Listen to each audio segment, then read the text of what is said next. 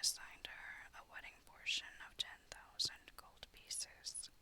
So the lady sent for the Kasi and witnesses who wrote our marriage contract, after which the women made ready sweetmeats and distributed them among all the Odas of the harem. Thus they did other 10 days, at the end of which time my mistress went to the baths. Meanwhile they set before me a tray of food whereon were various meats, and among those dishes, which were enough to taste the wits, was a bowl of cumin recount containing chicken breasts, pistachios, musk, and rose water. Then by Allah, fair sirs, I did not long hesitate, but took my seat before the recount, and fell to and ate of it till I could no more. After this I wiped my hands, but forgot to wash them, and sat till it grew dark, when the wax candles were lighted, and the singing women came in with their tambourines and proceeded to display the bride in various dresses, and to carry her in procession from room to room all round the palace, getting their palms crossed with gold. Then they brought her to me, and disrobed her. When I found myself alone with her on the bed, I embraced her, hardly believing in our union. But she smelled the strong odors of the recount upon my hands, and forthwith cried out, with an exceeding loud cry, at which the slave girls came running to her from all sides. I trembled with alarm, unknowing what was the matter, and the girls asked her, "What aileth thee, O our sister?" She answered them, "Take this madman away from me. I had thought he was a man of sense." Quoth I to her, "What makes thee think me mad?"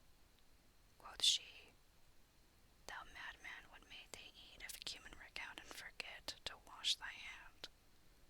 By Allah, I will requite thee for thy misconduct. Shall the like of thee come to bed with the like of me with unclean hands?" Then she took from her side a plaited scourge and came down with it on my back, and the place where I sit till her forearms were benumbed, and I fainted away from the much beating. When she said to the handmaids, "Take him and carry him to the chief of police, that he may strike off the hand wherewith he ate of the cumin recount, and which he did not wash." When I heard this, I said, "There is no majesty, and there is no might save in Allah.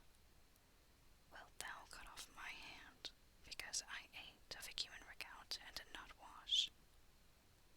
The handmaidens also interceded with her, and kissed her hand, saying, "O our sister, this man is a simpleton.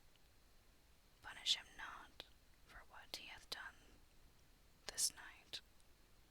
But she answered, "By Allah, there is no help but that I dog him of somewhat, especially the offending member." Then she went away, and I saw no more of her for 10 days, during which time she sent me meat and drink by a slave girl, who told me that she had fallen sick from the smell of the cumin recount. After that time she came to me and said, "O black of face, I will teach thee how to eat cumin recount without washing thy hands." Then she cried out to the handmaids who pinioned me, and she took a sharp razor and cut off my thumbs and great toes, even as you see, O fair assembly. Thereupon I swooned away, and she sprinkled some powder of healing herbs upon the stumps, and when the blood was staunched, I said, "Never again will I eat of cumin recount without washing my hands 40 times with potash, and 40 times with gallon-gale, and 40 times with soap." And she took of me an oath, and bound me by a covenant to that effect.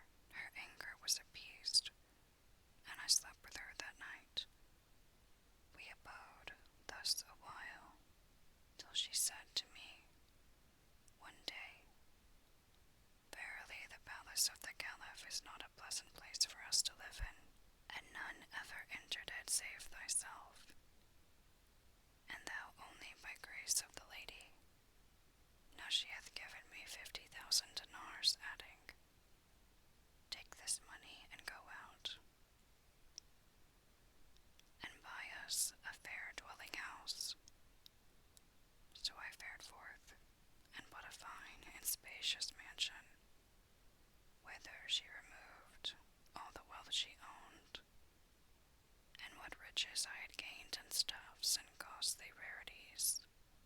Such is the cause of the cutting off of my thumbs and